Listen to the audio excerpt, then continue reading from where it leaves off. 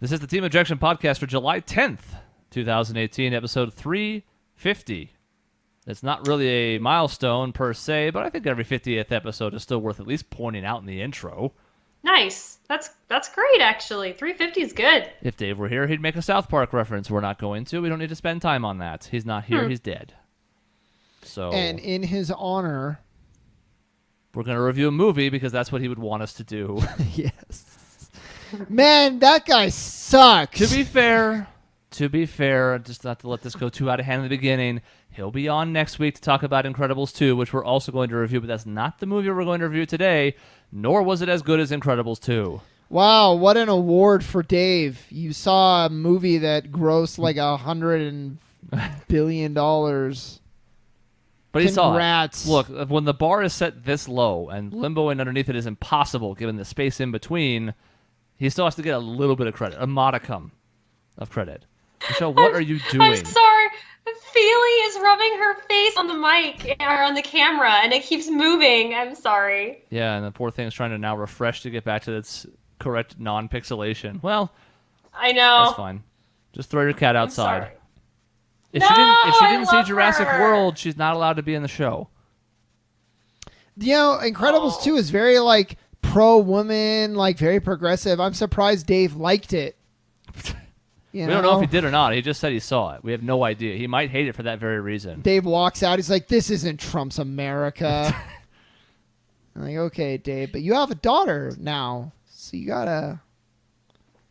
I'm going to roll with it, just painting Dave into this corner. This Sure. is great. That way, when he listens, he'll have the ammunition for next time. He doesn't listen. He does usually when he's about to be on. Ah, perfect. I got to lean into it hard then. All right.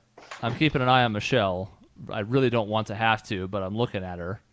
Yeah, What Michelle, is going on? you... Oh, my cat ruined my internet Wait. connection. Wait, it's back. It just fixed. You were going through a pixel filter. I think we're fixed. I know. Are we? Yeah, well, the nice thing about it is anybody watching our YouTube channel for this version of the show knows exactly what we're going through on this side because you look terrible. Michelle, your hair looks twice as long now than it did when I saw you last. And you're frozen in space. Yeah. That's great. Well, maybe we have to do some wizardry. I see your cat in the background. Keep her there, away Feely, from things. fuck off. Tell her... Don't throw call her. She's going to come over now. Throw her through the window. No, You know- she's laying... That's she's like gonna Cat lay down. 101. My We're- God. I'm Okay. back. Oh, yeah, you are. We're Things are fine not... now. We're not... Now you're Super HD again. God, Yeah. where's my HD camera? So we are not going to review, though, Incredibles 2. We are No. reviewing a Jurassic World, The Lost Fallen. World, Part Yep. 2. That, Fallen Kingdom. yeah. I mean, honestly, it does kind of feel like a retread of The Lost World. I mean, In a little some bit. ways, yeah. It's a retread of about every movie in the series in one way or the other. Except Yeah. in The Lost World, it starred Jeff Goldblum, and in Fallen Kingdom, he wasn't in it at all. So Yes, he was. not at Not all. at I was all. in the movie as much as Jeff Goldblum was. Everybody's like, hey, get excited, Jeff Goldblum's back. He's like, yeah, or some random dude could have played his part. It's true. I mean, he may as well not have been in it at all. He just but- framed the movie. Yep, he's the bookend. That's it. And like his speech, while interesting, has zero impact on a single character in the world because nobody no. knows anything about dinosaurs in this world at all. So what's the point? And what it felt like was a cash grab. Because totally. because he had no point and it could have just been really anybody, you're like, why? Why? Why? Why? I have It was weird. a lot of questions that are pretty much just the word why about this movie. And I actually Yeah. kind of like that. And I want to see, first of all, a couple of things. A, we talked about it quite a bit afterwards when we were walking over to have lunch, and we kind of talked about some of the things we liked and didn't like. I'm curious to see how those have changed or not changed in the couple weeks since then. If you've come away from it thinking more highly of it, less highly of it, I'm curious about that. And I also just want to see in general, like, did those questions that all involve why that we were talking about have an impact after all? Or was it just something in the moment and you're like, I still like the movie? My reaction is the same because I didn't really care then and I don't really care now. So it's not like I'm blinded by passion. I don't give a shit. What I'm finding is Jurassic World 2 is really good set pieces connected by some really questionable connections. And that is the movie. And it was entirely too long. And the writing was so bad. Some of the dialogue was I terrible. was like, what is this? It was bad. And then the actors, to their credit, I think they were trying. So like you get the really smarmy Chris Pratt giving like a one-liner, and you're like, okay, that was all good, except the one-liner sucked. Yeah. And that kept happening. You're like, who? Like, this is like a high school writer won like a cereal box contest of like, you can write our script for the Jurassic World, and it was bad. So I had a lot of questions while watching. So usually I go into a movie, I turn my brain off. I don't really predict movies very well. And actually I didn't predict the whole twist of this movie at all. I was like, oh my God, that's actually kind of cool. But even I was like sitting there questioning, like, why are these characters doing this? Why is this character there? Like, no training, no anything. They're just there. Why is this character pure evil? These aren't real characters. They're just like types, It was really bizarre. Dialogue just horrendous across the board. However, I thought it was really funny, and I thought it was like not like intentionally funny. Like I thought it was ironically funny. But it was enjoyable for that reason. Like I'm glad that I saw it, and for the most part it looked pretty good, and it sounded pretty good, and so it was nice to see it in a theater. I don't regret seeing it. It was just not a good movie, but it was also really fun. But I don't think it was terrible. Like I wouldn't even say it was not a good. Well, okay, I know it's getting pretty trash, and maybe it's not a good, but it was enjoyable. Yeah, I liked it. Like I didn't walk out of it being like that was the worst movie I've seen or one of the worst movies. It really wasn't. Like it was just very much like feeding to the lowest common denominator, and that's what it's supposed to be doing. It's this blockbuster. It's retreading the nostalgia of the past, and that's fine. I know exactly I knew that going into it, and I thought it did an okay job of actually doing that, and it referenced some of the old gags or like points in the original and stuff like that, so that's cool. I can enjoy that. I like the director, I think. So here's why I say that, because all the action was really pretty good. Yeah. And the whole like everything in the trailer for the most part was like, oh, it's this volcano. The movie's going to be on the island in a volcano. And you're like, yeah, for the first 20 minutes.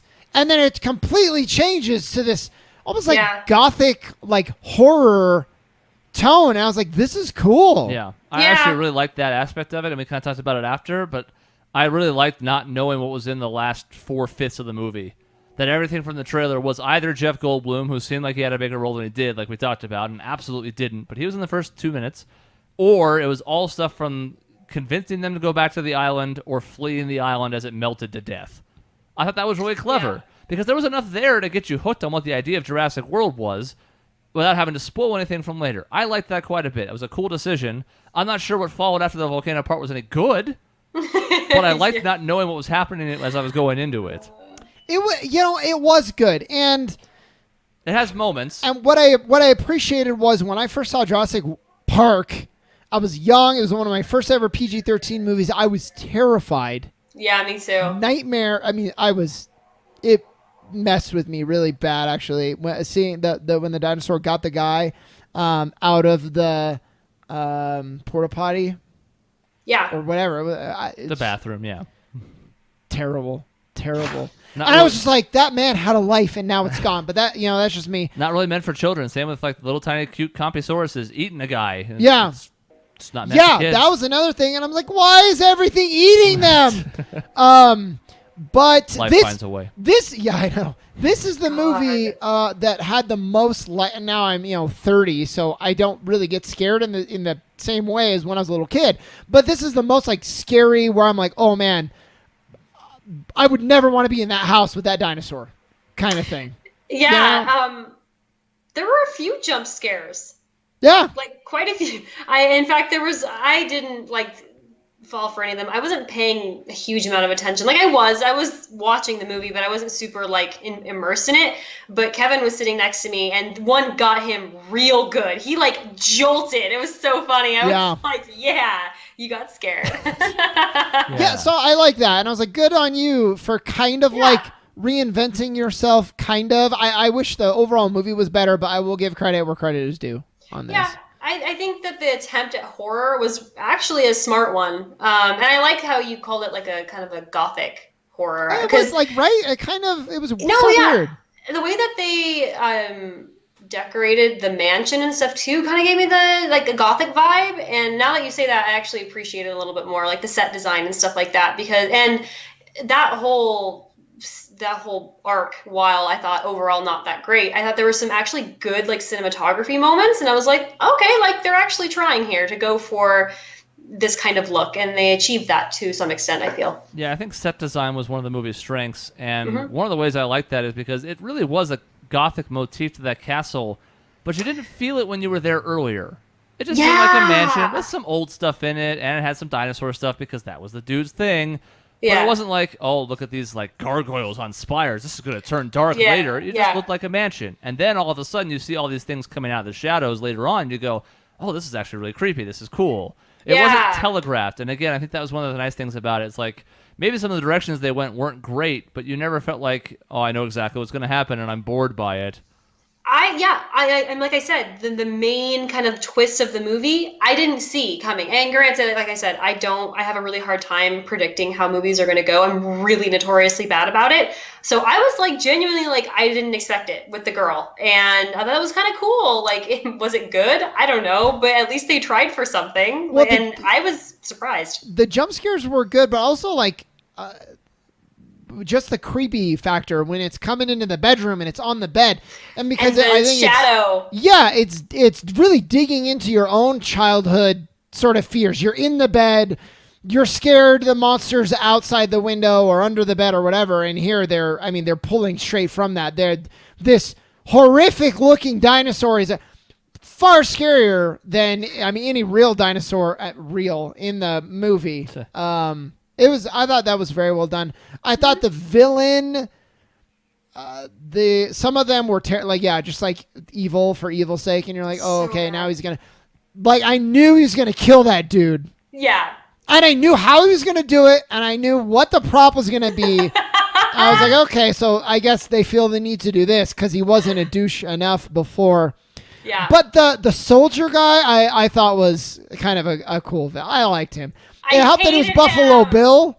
Okay, that does make it a little bit better. And when I heard him being like, we're going to get the raptor, I was like, oh my God, it's him. It's like, Bill Fuckerel, put the lipstick on the whatever, lotion on his skin. Sure. Put the lipstick on the pig. I thought he was cool. Pig and he just wanted teeth, It was just a job. Just wanted to get teeth and his bonus. Yeah. Really simple motivations. Bonus? Where's my bonus? I haven't gotten my bonus, so I'm going to open this cage, shoot a guy with 2 tranq darts, and be like, yep, this is over with. Yeah. That was not his best moment. Well, that's the issue I have with this, and I kind of made allusion to it afterwards, and it seems trite to say it again. It's almost like a joke being retreaded like Dane Cook. But like this movie should be called Jurassic World: Bad Decisions, because every single character at some point or another makes a objectively terrible decision, whether inside the world or not, and you're just like, what are you doing, sweet baby childs? What are you doing? Yeah. Why are they going back to this island? Why are they trying to capture Blue with 45 seconds to spare before lava comes teeming down across the countryside? Yeah. How is Chris Pratt able to shake off a dinosaur tranquilizer in hilarious fashion by loping his arms and legs all over himself? And I'm just listing like 3 out of a million bad examples. But the whole time, it's like every time I wanted to kind of get invested, I'm like, what are we doing? This is the 5th movie in this series. And there's still like these cute references to, do dinosaurs really exist? We don't know. It's like, one was in the U.S. in the 2nd movie. It happened. You can't just hand wave that away. This isn't Men in Black. I was frustrated. Yeah. There were more that I can't remember now, but I was just like, oh, so the plot required this and they had no other better way to go about it. So I'm going to get like weirdly political too. I felt there were a couple of things that normally I don't care about in a movie, but like I did, and maybe it was like super on the nose. There was a lot of, I feel like anti-Trump sentiment, which like, yeah, talking with friends and whatever, I'm fine with. I don't really in a movie that's not related, and if it's not in a clever allegory or like a Black Mirror or something where they're gonna do a good job with it, like the low hanging fruit, shallow attacks either for or against what I believe in, I don't really like. And so you add something on the what do you call that, on the bar that goes along the bottom of the screen, the ticker or whatever. Yeah, it was like American president questions if dinosaurs even exist, and I was like, oh, that's a shot at Trump. I get it. Oh, they called that strong, independent woman a nasty woman. And Buffalo Bill said nasty woman, and I was like, okay, very funny. Oh. So I thought that was weird. I also had a problem with the side characters, and I feel like other than bringing in, Michelle, this might make you mad, so I want to hear what you have to say. Other than hitting some kind of like quota of like representation, I don't know why they were in the film, and I feel like they serve no purpose. Oh no, they serve no purpose. Though, for what it's worth, I actually like them because, and this may be a reason why they were there, they added levity to the movie. Like, they were kind of funny, especially the guy. Yeah. I don't remember his name now. Like, he kind of just serves the purpose of like why am I here? This is also scary and weird. And so everyone can relate to that character. So I think more than him just being like the millennial, like he was the relatable, like almost like straight man. And so I actually know why he was placed there. I think the fact that he was a millennial was honestly kind of also low-hanging fruit, similar to the anti-Trump sentiments. They were just like, we got to get these millennials in. Let's do like the bare minimum. And like, it just kind of felt a little like cheap. But all that said, I actually liked his character, and I liked the veterinarian too. Well, then maybe I was wrong, because I kind of like, I liked what I saw, but ultimately they did nothing. Or like it seemed, my perception was they're doing very little. And this movie could have almost gotten the exact same trajectory without them there. Yeah. Well, almost. I thought that the veterinarian character actually was helpful. Like, she was useful. She knew what she was doing. I could very well see her placement in the story, but she didn't actually serve as a character type. She was just there. But I do understand why the guy, the engineer dude or software dude was there. I know exactly what I just said, why he was there. Maybe even though he served no purpose.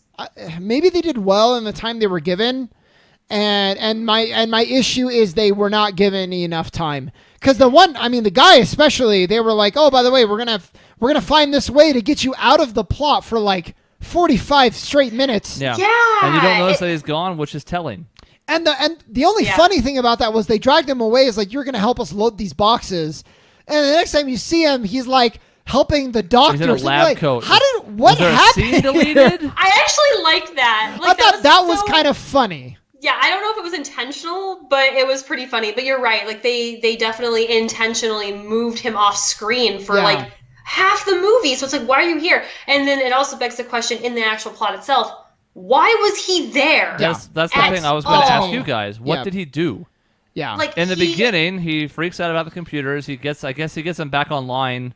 Yeah. But then he lets in one of the main threats on the island into that area where they have to then escape, also while the volcano's happening. He had no training. He was terrified. Surely they could have found anybody else who would have been more willing and more capable of going. He does nothing. Immediately, He does nothing when they're going off the cliff in the ball.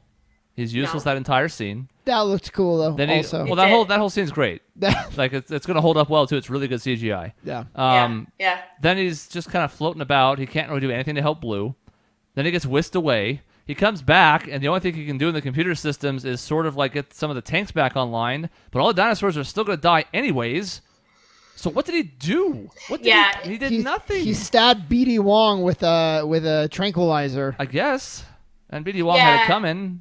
I guess they definitely messed up. I don't know like what the writing process looked like, or what versions of that character existed before the finished product. But like, I feel like they like either cut a lot of stuff with him, or they just really had no arc for him, and they really just were going for the millennial thing. And they were like, this is the guy who everyone's gonna relate to, and he's smart, and also he's black, and also, you know what I mean? Like, he's kind of ticking all of these like politically correct boxes, and it's annoying. But also, I thought his character, like, if he had more to do, I would have actually really liked him. But as it was, like, he was funny. He added levity. He was comedic relief. So I kind of let it slide.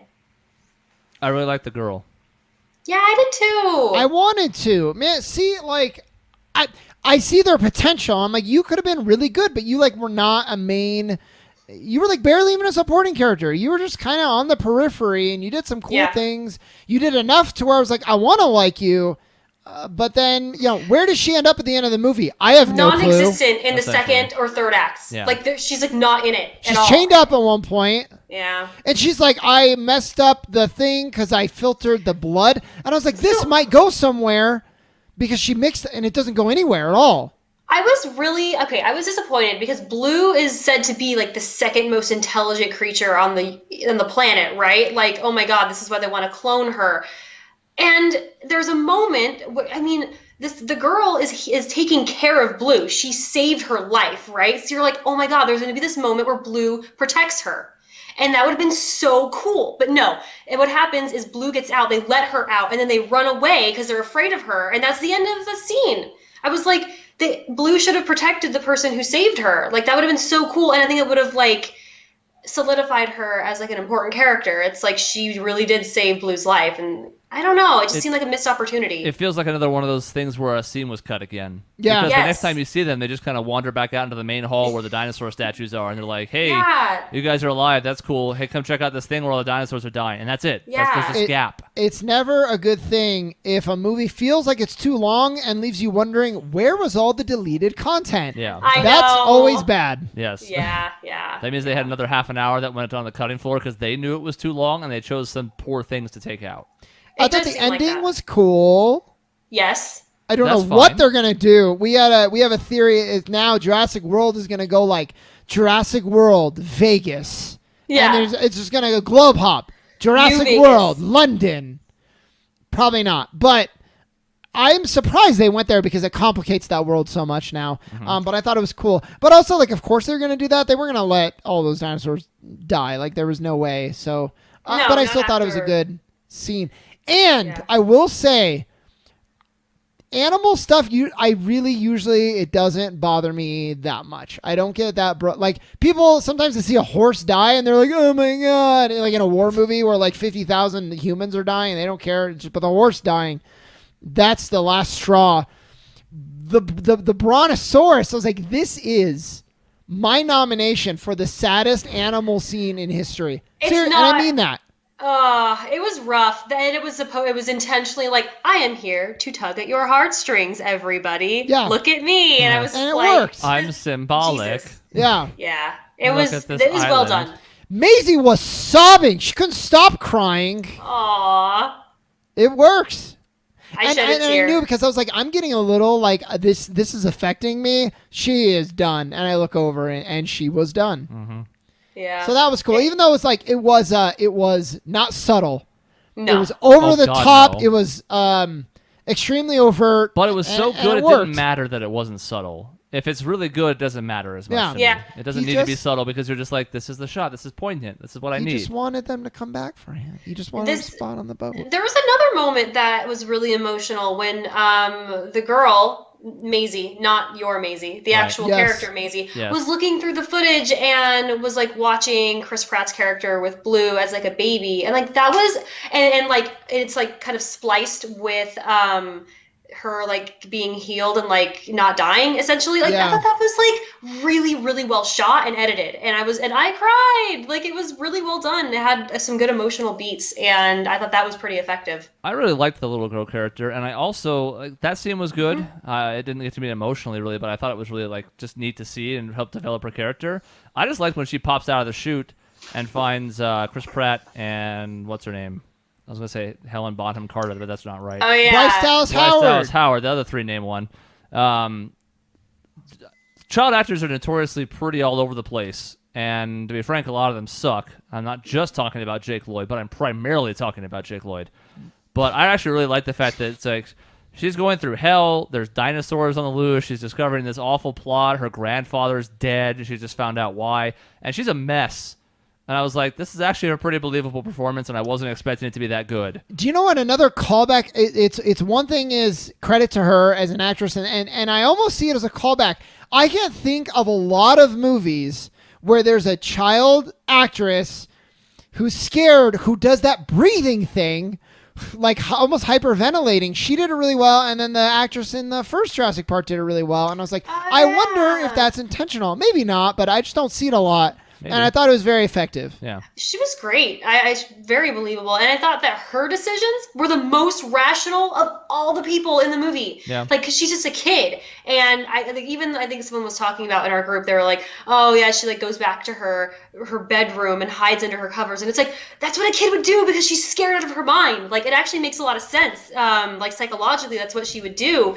And I thought that was really, like, I liked her character a lot. And then to find out, spoilers, that she's a clone, that was cool too, because it really like it tied in the rest of the actual movie. So I don't know. So I'm split on the clone. I was gonna say I don't know that it truly added that much. Like I thought she stood on her own and she was really compelling, and because they didn't do a whole lot with it, why did it end up mattering that much? They should have done more, but there was a lot of like philosophizing in the first act about like where are we going to go next with cloning. Sure. And so it was like it actually did tie together, but there was no real like what are the repercussions for her being cloned? Nothing, essentially. Yeah. Like we don't know. And I think maybe I don't know if she'll be in the next, and she probably will be in the next movie because I think they're like taking her.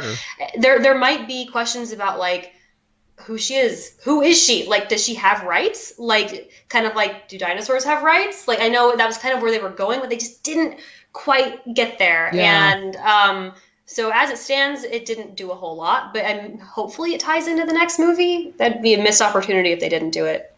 It's weird because there's the whole beginning part about like, do dinosaurs have rights? And you know, yeah, where there's this activist group and there's political maneuverings to try and get it to work, and ultimately none of that matters either because they managed to get some off the island, but it's to sell them to people who are not giving away nearly enough money for dinosaurs.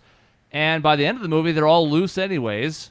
So it doesn't matter if they have rights now because guess what? They're in Vegas whether they have rights or not. So it doesn't matter. Yeah. What do we do that whole thing for? I liked, I don't know why, it's kind of dark, but I liked that message that like in the end, the only people who saved the dinosaurs, everyone else is like, they can die, which is so sad.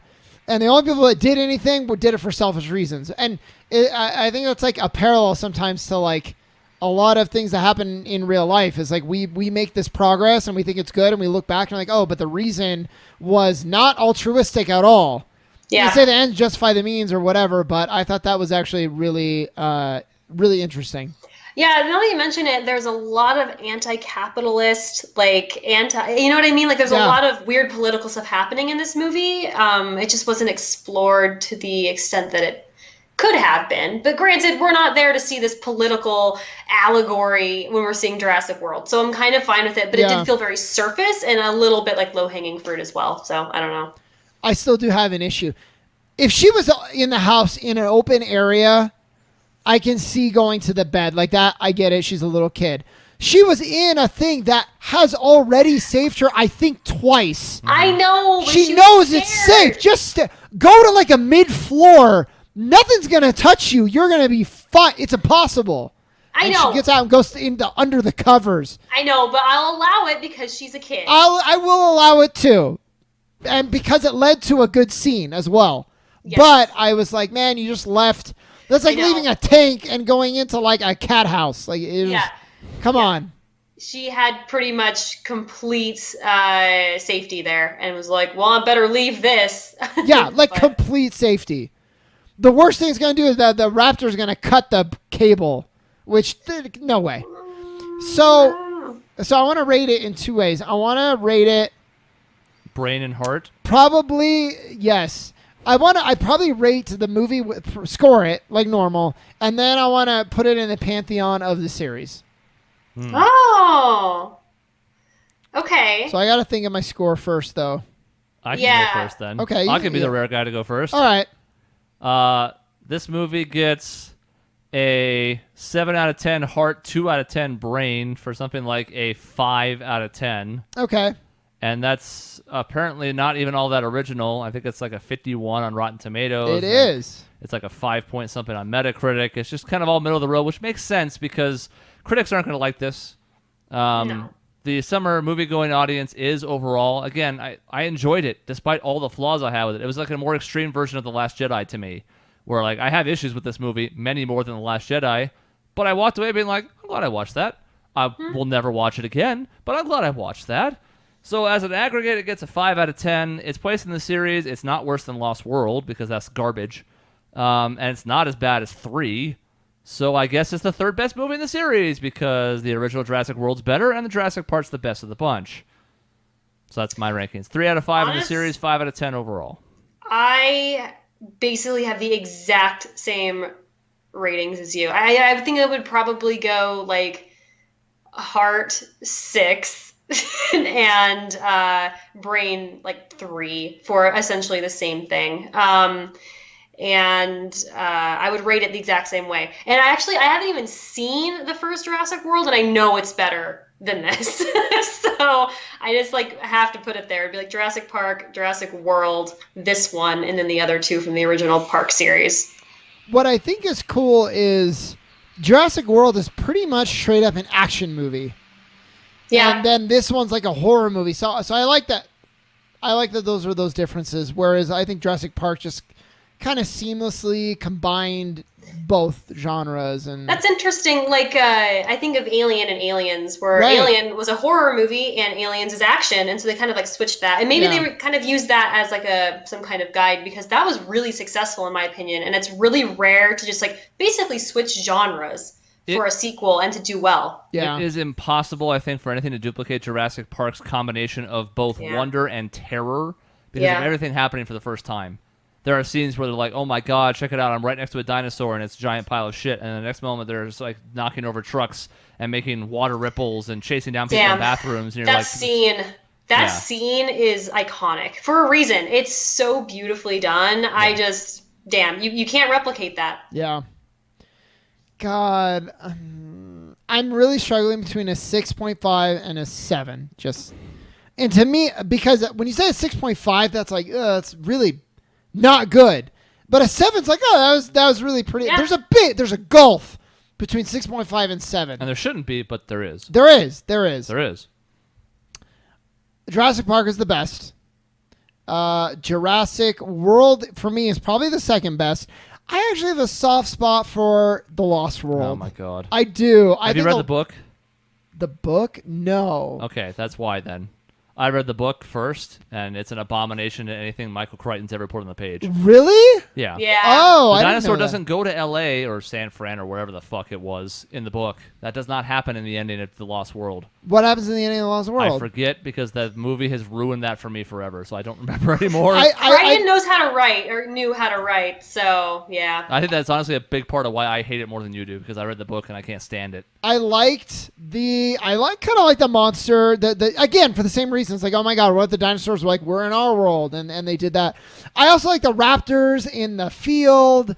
I thought that was cool. That's not bad. I really liked how they took a character who was a supporting character the first one, made him the main character for the second one. The fact that it was Jeff Goldblum, even better. I have a soft spot for that movie. So I would put that third, and then this goes right after that, fourth. But it's like a tier. It's like those 3-4 movies now are like all pretty good. Well, very good to pretty good. And then it falls off a cliff for me with Jurassic Park. I guess, is that just 3 is left? Oh. Yeah. Yeah, I guess that is the case. So 3 that's off sucks. the cliff. I hated 3. God, with the cell phone. Oh my god, I wanted to kill everything. It was so stupid. And it also had like a really weird, like, you want death sometimes, not always, but you want it to like up the stakes. But in that movie, it happened all at once and then none. And you're like, what happened? It's so bad. I hate that movie a whole lot. I don't care about those characters, so as they're dying off, I'm like, yeah. There goes that guy. I knew him from the thing he did with the stuff. And one character, like we have another character who is selfish and doing their own thing, and it ruins everything for the group. I'm like, man, I'm sick of this. The only reason 3 even works at all is because Sam Neill's back in it. But yeah. That's it. But even then, you're like, no, Sam, don't do this. The first one was bad. Don't go back there, which is kind of the same thing they're saying to Chris Pratt in this one. What we need in Jurassic World 3 is all of the main characters against all the dinosaurs in one movie against the. So you want Super Avengers, Jurassic World? Yes. Of course, that's where this is Sam going. Neill, Laura Dern, Chris Pratt, Bryce Dallas Howard, Jeff Goldblum, everybody. back together. Yeah, That there we would be go. cool. I'm going to go 6.5. Samuel L. Jackson. I can't. Yeah, there you go. Back from the dead. Right. 6.5. 6.5. He's settling on it. It's not good. But the writing is what did it. Is like if this is the movie, but the writing was like pretty good. Overall, the script was like the well, how do I say this? Like the progression, the set pieces, all that was pretty okay. But like the dialogue itself And the was way they real were bad. connected. yeah. Yeah. So All right. So it's not going to make it in the time capsule. This wasn't a time capsule, but if it was, it's not making it. no, but you know, I thought we were pretty generous. It's getting torn to shreds by some people. So Wait, I thought it was fun. Yeah, that's I what had I'm a good saying. time. maybe it's because I didn't go in with high expectations. I was just like, this is going to be a dumb summer blockbuster, and it was even dumber than I could have ever imagined. But Yeah. I was like, I'm just going to be here to watch some dinosaurs and some Chris Pratt. And I got both those things. So I was like, okay. And again, I didn't love it, but if I enjoyed it. I would recommend seeing it. Again, just with the caveat that don't go in thinking it's going to be an intelligentsia movie, because it's not. it could have been. I think the script of the first one was pretty solid, and this could have been so much better. Even if if it was the same movie, but the dialogue was a little better, it could have made a world of difference. Yeah. I agree with that, actually, because there were actual moments where I cringed or just like groaned to myself because the dialogue was so predictable and awful. Like, Yeah. no one speaks that way. It was, oh God. The main bad guy was the worst of all, and there was highlights I among know. or lowlights among everybody else, but the main bad guy was like a walking cliche. I know. And then when he kills the guy and the scepter falls and breaks, Oh my and you're God. like, wow. Yeah. Cheesy. Like, Wow. We thought the brontosaurus on the beach was going to be the heavy-handed thing. No. I know. Look at this crystallized mosquito. It's going to go smash on the ground because the old man's dead. It's broken just like him and his friendship and his hopes and dreams and aspirations. God, that was so bad. The second the main villain walked on the screen, Kevin was like, bad man, it's a bad man, look at the bad hair. And then it was just like, yep, everything about this is so cliche. Like, the minute he walks in, you're just like, he's the villain. Like, why are you even trying to pretend he's not right now? So, Yep. I want to talk for like 20 more minutes about how bad his part of the plan is and his destroying God. the movie. And I don't want to. no. We don't need to. It's going over stuff we don't need to go over. But my God, is it terrible? Hey, this guy's coming in last minute. Maybe he's going to save the dinosaurs. Okay, let's trust him. I know. We met once. Remember that time we met once? We've established that through very stilted dialogue that we met once a few years ago. Do you remember? You don't remember. Oh, I do remember. Oh, okay, great. I trust you implicitly. Let's go. Phoenix Wright has taught me that like it really, and this is gonna sound dumb, it's really changed my like brain chemistry on like if a character is there, they're either like in this role or they're a villain. And there are like no exception, and maybe that's obvious, but like, you don't really think in terms until you're like trying to prosecute and you're like, oh, this is a last second addition. They're there for some reason. The villain is going to be somebody that you know is there in Phoenix Wright, because you have to, because that's how that game works. And so now I'm applying that to movies, and it's been very effective. Yeah. It makes This sense. one was easy. Everyone knew this one. Sure. But like even in less obvious roles, I'm like, this person's the villain because of the formula. I've deduced it. All the characters have to be there for a reason, right? And if you Yeah, can't figure out what the right. reason is, then maybe that's it. Because the alternative is you have a villain come out of nowhere an hour into a movie, and that's not satisfying for anybody. Yeah, and then you have It was Final me all Fantasy along. 9. Yeah. Final Fantasy 9, get out. And then you have 40 hours of one villain and then 1 hour of the main ultimate villain. Yeah. You're like, why? God. What a good game, though. I love it. It's one of the best. Gross. Makes me want to throw up. It's like Twilight Princess all over again. Zant, Ganon. Ganon, the end. All right, well, anyways. Yeah. Jurassic World, not in the time capsule. Time capsule sailing away in the water as Jurassic World stands on the beach. Volcanic Bye-bye. ash surrounding it and cloaking its silhouette. And I'm the Brontosaurus. Oh, guys! Please come back. You got room for one more on the boat. I'm sure he can't swim at all because he weighs like 7 million pounds, but like, try. You know, just to see, because you're going to burn to death in what sounds miserable anyways. Maybe try. Maybe go in That the was water. another thing with that your pissed long me neck. off. You have a long ass neck. You can put 95% of you underwater and then maybe try and wait it out. Yeah. Try. No, just stand there and die while you're a panda It's now. not like a nuke. The island wasn't going to literally explode. Just wait it out. Let the lava solidify. Hawaii. Wow, Brontosaurus confirmed panda. Mm-hmm. Yeah. Not worth saving. Going extinct. Went extinct. Don't miss it. What? Life finds a way, I thought. Get in the water. Oh, wow. All right. Well, that's our review of Jurassic World, whatever the title was. I don't even remember. Fallen Kingdom. Fallen Kingdom, right. Which is really a weird title, too. Because it's gone in 20 minutes, and then the rest is Jurassic World : dinosaur auction. Are they trying to like play it into like now that the dinosaurs are integrated in the real world? It's like our kingdom. It like is like I don't know. I'm Well, trying. there was the also very on the nose scene of a dinosaur on one side of a cliff and a lion on the other side. Yeah. Which one's the king of the jungle now? Ho ho ho Yeah. ho ho. That's kind of what I was thinking. Yeah. When you look at it that way, reframes everything. I've never thought of it like that. I'm gonna before. give it a 9 out of 10. All right, so that's the end of this episode. We'll be back Thursday, perhaps with Dave, if he can find time in his busy schedule watching movies. And in between episodes, you can find us on our website, objectionnetwork.com, on social media at Team Objection. Send emails to the show to objectionnetwork@gmail.com. You can check us out on YouTube. It's at youtube.com/objectionnetwork for new videos 5 to 7 days a week. The D&D campaign will be back pretty soon, too. We'll talk about that later. We'll see you next time. Bye.